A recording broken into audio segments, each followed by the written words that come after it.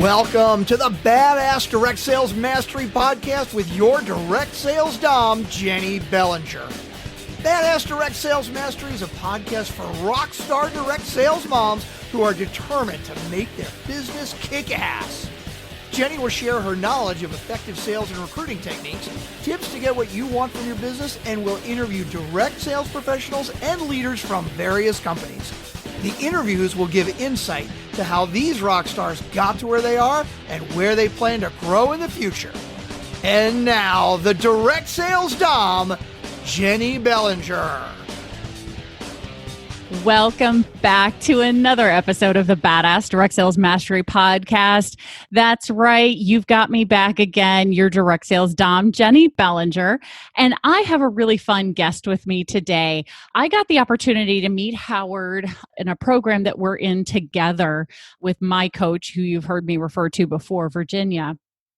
And I got the opportunity to meet Howard a few months ago, and we have connected in so many different ways. And he just is a wealth of knowledge.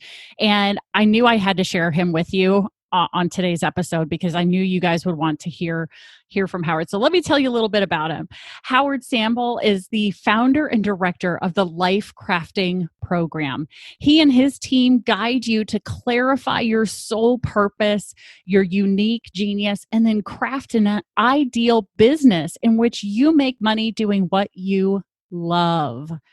Howard is also an award-winning author of Craft Your Genius Life, and he is a Master Astrologer with over 30 years of experience supporting people's personal, spiritual, and professional development. Howard, thank you so much for being here. I'm excited, Jennie. I'm so glad to be here. Oh, awesome. So Howard, let's start by letting everybody know, how did you get into and how did you end up developing this life crafting program? Well, to give you this sort of shorter version of this story is I got my master's degree in pure mathematics on the East Coast many years ago. And I was working on a PhD and things did not actually work out with that. And it put me in this quandary of uncertainty and challenge of where am I going to go? What am I going to do? And that's what sparked me to study astrology and metaphysics. And it started me on the path of growth and awakening on many different levels. And one of the things that emerged from all that was this passion, this idea of helping people find their calling, their ultimate path, their ultimate direction in life. And I started to develop that in the early 1980s. And I was literally guided by so many mentors and teachers and programs through the years. During those early years, there was no technology, virtually none. Mm-hmm. So it was quite interesting, and it just kept evolving and evolving and evolving. I've been on this journey ever since then. Wow. All right. So what jumped out at me in there was the fact that you have a master's in mathematics. Yes. And you ended up as a master astrologer. You don't typically hear those two things together. Most people associate very mathematics, scientific kind of people with not the kind of people who would get into astrology. You gotta delve in a little bit deeper on that and tell us the story behind that, Howard. Well, as you know, human beings tend to be multifaceted and multidimensional, and I discovered I had an innate gift or an innate talent with astrology and the intuitive realm. It was literally, when I studied it, it was very strange because it felt like I already knew it and I was taking some kind of a refresher course. So it's true, yes, I discovered an aspect to me that I didn't even know that was there. But here's the beauty of it is I never abandoned the quantitative or the analytical side of things. You know, I consider myself very, precise and rigorous and highly practical in everything I do.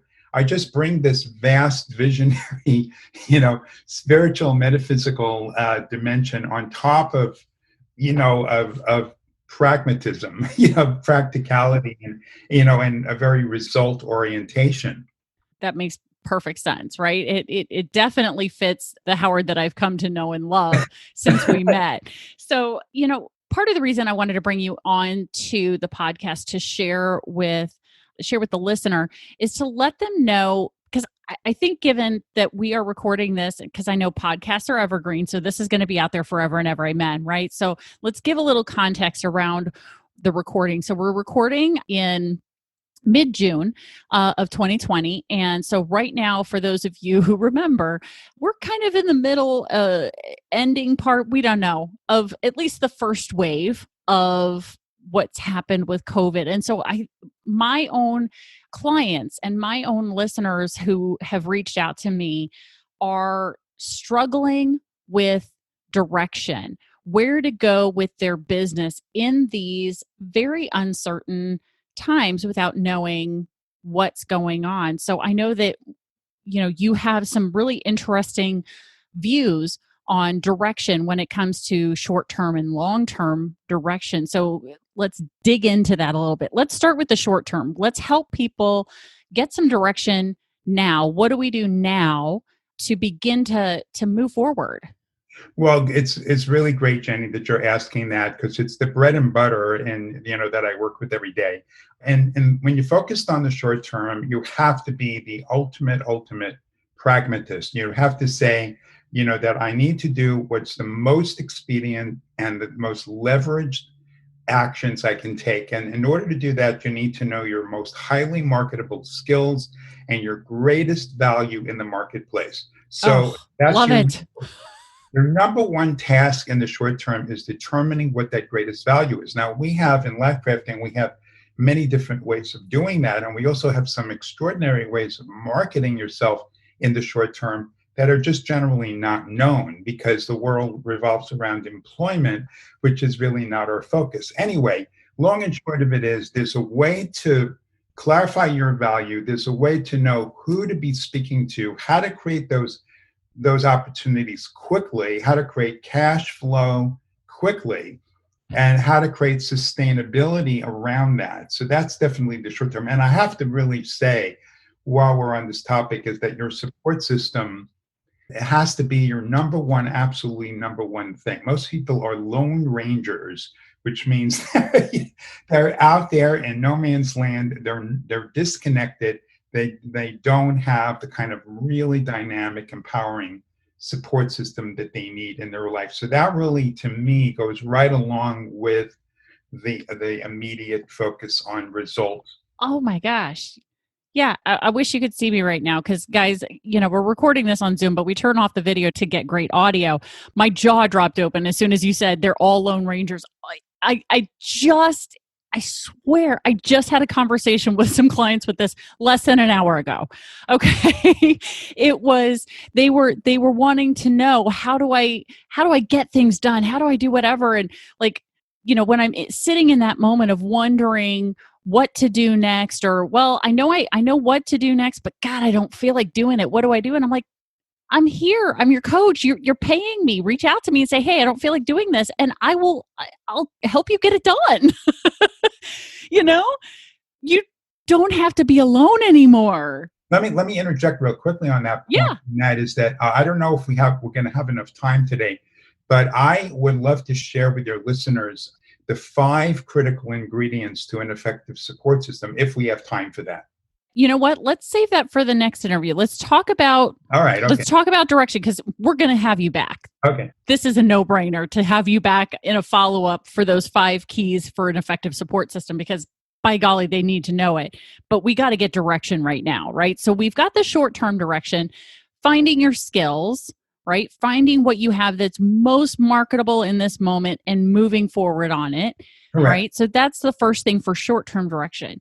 Right. Now, in this world of direct sales and network marketing, people begin to open up their mind as they move from that employee mindset to entrepreneur mindset, to looking at long range goals for their business and direction. So you said in our pre-interview that there's a difference between the short-term direction and the long-term direction. So let's get into the long-term direction now.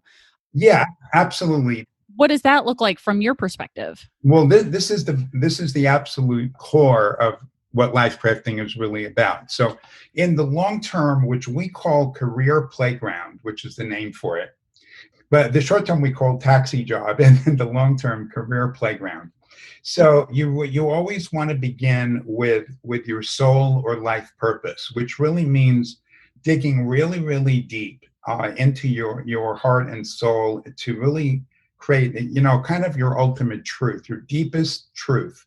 Not only what you're passionate about, but peeling it down and down and down and down and getting to the heart of the matter. And I'll tell you one way that you found it. If when you articulate your soul purpose or why you came to this planet, if it brings tears to your eyes, then you're close to the truth for you, because it's incredibly intimate and it's incredibly moving, emotionally moving when you actually uncover that. And then what we do in life crafting is we merge that with your genius. And why genius is so difficult to get a hold of in your conscious mind is because your subconscious doesn't want you to know your genius.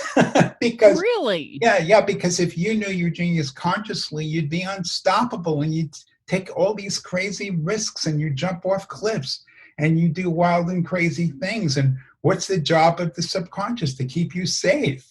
Oh, so true. Yeah. So true. So what we've invented, Jenny, is this really, really cool bypass the gatekeeper.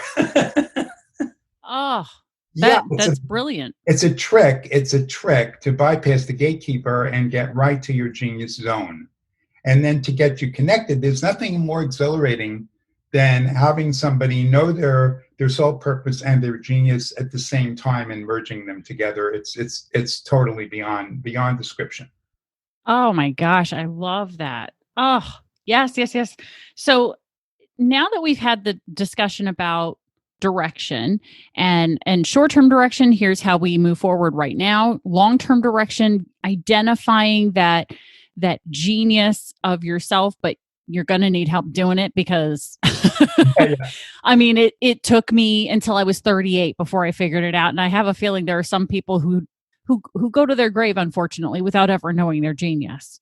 Right? Yes, right. Or knowing their sole purpose, which is really in their heart, why they came to this planet. And that's really the first step. That's the foundation piece. Love it. So as you're walking people through that process, then going through that, what are some of the, just in terms of your own business now, let's get into your business, because one of the things that I always make sure that I want to help people understand is they are not alone with the fact that they have obstacles in their business. And I want people to see, especially since you're not in the direct sales industry right now. No. But here's what's interesting. It doesn't matter what business you're in. We all encounter obstacles. So what are some of the obstacles that you encounter or have encountered with building your life crafting program, and how did you overcome them? Well, that's a really great question, Jenny. When I first started out, remember, I was in mathematics and I was in education. So I was an academic type. And I knew nothing about business, absolutely nothing. And I don't come from a background, with my family, having any sort of anything entrepreneurial. My mom was also a teacher. So I had to go through an incredible level by level learning and education and mentoring. I only got to where I am because I was willing to make investments, time and money with teachers and leaders and coaches and guides and stages, and change that mindset that you've mentioned. And I've fortunately been able to do that. And I think that one of the pivotal pieces has been, sales and the enrollment conversation, and getting very, very comfortable and skilled in that area, being able to create the relationships with people where you can, really have empowerment and results. So that's just a tidbit of it. No, I love that. Because again, those are all the same things that people in direct sales are dealing with, especially learning how to have a conversation with someone else that turns into sales. And so how to have as you put it, an enrollment conversation, right? How to have the sales conversation in such a way that you still build relationship and in the end, walk away with both of you getting a win. Right. And I also think, Jenny, that one of the chief resistances that people have with sales or enrollment is that it was drummed into their head that they it really is convincing others to do something, which of course they're uncomfortable doing. And the other thought is that they can't really just be their authentic self. So, and I think what you and I have in common in all the work we do is teaching people it's the opposite. It's being who you really are in a heartfelt, heart-centered way, in a sincere way, in a loving way, with integrity, and being able to empower people to rise to the level of their highest commitment. Oh, rise to the level of your highest commitment. Wow. I hope the listener has goosebumps right now, because that's a takeaway for me. I think rise to the level of your highest commitment. So what are you committed to? So that again begs the question, do they even know what they're committed to? Yeah, and it's true. Right? And most cases, I would say not. And in the cases where they have some inkling about what they're committed to, it's unfortunately not experiential, which means it's too conceptual, too abstract, or maybe they have a little bit of a vision of their desired future, but they have not dropped it down to a kinesthetic place, to a body-centered feeling place. It's only when you get it at a feeling level that you drop into that deep desire place, the deep commitment desire place. Holy crap, Howard. You're killing me with all the good stuff here. I mean, seriously, no, I definitely agree, because it's a conversation that I've had with many of my clients before, because they'll come to me and they'll, when we start talking about what's your why, right? Some of them will say to me something along the lines of, oh yeah, I know it's the wrong why if it doesn't make me cry, or something like that, right? And I'm like, it's not about crying. What it is it's about, it's real if you can feel it. So for some people, like for me, when I think about my why I do what I do, it doesn't make me cry necessarily unless I really dig even further deeper into some of that. Because Virginia and I have had that conversation where I ended up bawling snot everywhere, kind of cry, right? But for me, when I think about my purpose, when I think about all of that, for me personally, the physical reaction when I really allow myself to feel that feeling of what it's like when I am working with a client and they're having huge results and making major adjustments and transformations in their business and their life and achieving their goals, like the goosebumps are everywhere throughout my entire body. It's for me, it starts at my spine and works its way out. Like I know the feeling so well I can describe it, right? For other people, when they think about their why, what happens is it might be a feeling in the pit of your stomach. It might be getting your heart racing a little bit because it excites you. It just, everybody's going to react physically differently because we are different human beings. But you've got to have that physical body reaction. Well, Jenny, let me offer one thing that I think listeners might make this easier for them. Sure. Which is the truth has its own vibration. Remember, everything in the universe is energy. Matter and energy are the same. They're interconvertible. So all we have in our whole universe is energy. And when all thought is energy and all feeling is energy, and energy has frequency, or some people call vibration. When you speak the truth and there are people around you, they feel your energy, regardless what it is, not your physical characteristics, they just get it. And when you're connected, emotionally connected to what you love and to your mission in life, and you speak from that knowing, you speak from that place of knowing what you are here to do, people just get it. It doesn't matter if you're crying. It matters that you're connected emotionally to that center of you when you speak. That's all that matters. Yeah. No, I agree. Because it's when I talk about my why, my vision, my mission, my purpose for my business and what I do, right? Because people ask me, why did you give up a team? Why did you give up a successful business to go start another one? And I said, because I wasn't achieving what I wanted, what my life purpose was. in that business, not to the extent that I can do in my coaching business. And it's already become evident in 3 years that this is truly where I'm meant to be, because I am making those differences in people's lives in a much grander scale than I ever could have had I stayed in that business. I would have been limited to just the people who were in that company with me. Makes sense. Makes total sense to me. And so having that connection, when I speak about that shift, when I speak about the change and why I moved into this and was willing to take that risk, was because I couldn't imagine not doing it.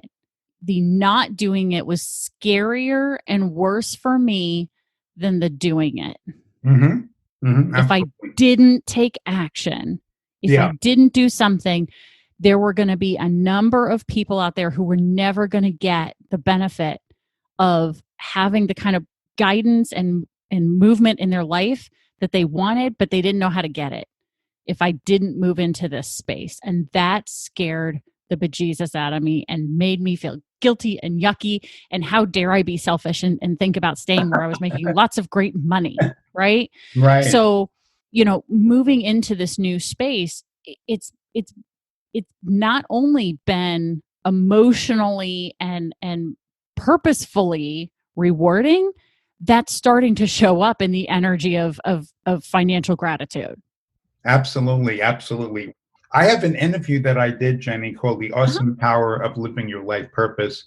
And in that interview, I delved really deep into the connections between the financial success and the emotional connection to life purpose. So I delved deep into that connection of how those things happen.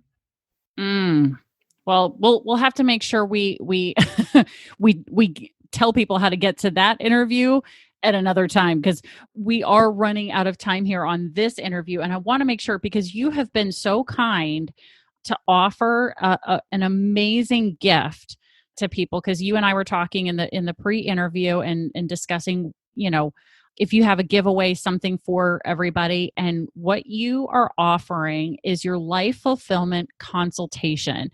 And I know, because you and I have been working together for a number of months now in Virginia's program, I know this is something that you normally get paid $97 to do with people. And you have kindly offered to gift this to the listener. So I do have here, and listener, please make sure you go look in the show notes, because there's a link to his life fulfillment consultation where you can fill out and schedule your time with Howard if you would like to go into some of this life fulfillment conversation with him of figuring out your life purpose and direction. And is there any little bit of the astrology piece in there, Howard, for people who are interested in the astrology piece too? I'll tell you a secret on that. Don't tell anybody this, but okay, I won't say a word. I have been known, not as always all the time, but I have been known from time to time to do people's birth charts when I know that I'm meeting with them, and I will sometimes take a peek. Oh, there you go. Yeah. But I want everybody to be clear that I can't promise that. Right. Absolutely. Because all of those things are very time consuming, and we do want to make sure that you guys get the opportunity. And so what are they going to get from a life fulfillment consult? There are 3 major results that happen in the session, Jenny. First off, we talk about their short-term financial situation, and we come up with an action plan for how they can create stability, create that all-important financial stability for themselves in the short term. Because without that, they're going to have anxiety about money, which then just shuts them down in terms of their creativity and everything else. And then we're also going to discuss this support system that I alluded to earlier. And I'm going to give people in the session the 5 critical ingredients that are needed there. Then the second part of the session, we're going to talk about the stages of the life fulfillment process. Like, how do you do it? Like, what's the mechanics? What are the steps involved? How do you do it, and how does it work? And I'll break that down.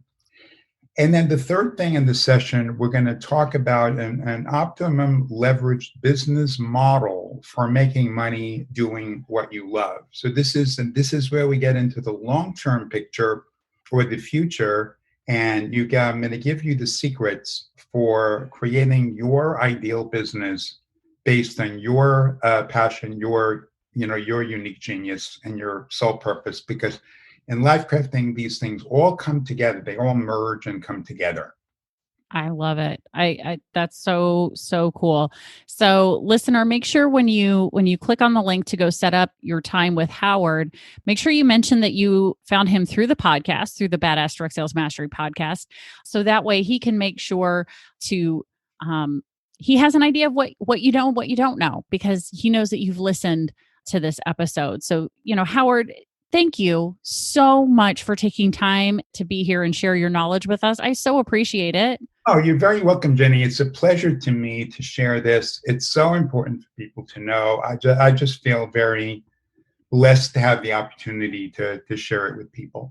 Oh, I love it. Well, thank you again. And we're going to have to set up a second follow-up conversation where we can share with everybody the 5 elements of an effective support system. I think that's going to be really important. So everybody, make sure you prepare and listen. Make sure you subscribe to the podcast in case you haven't done so already. And hey, everybody, I just want to let everybody know this isn't something I've discussed before. So you guys, this is the first time you're ever hearing it.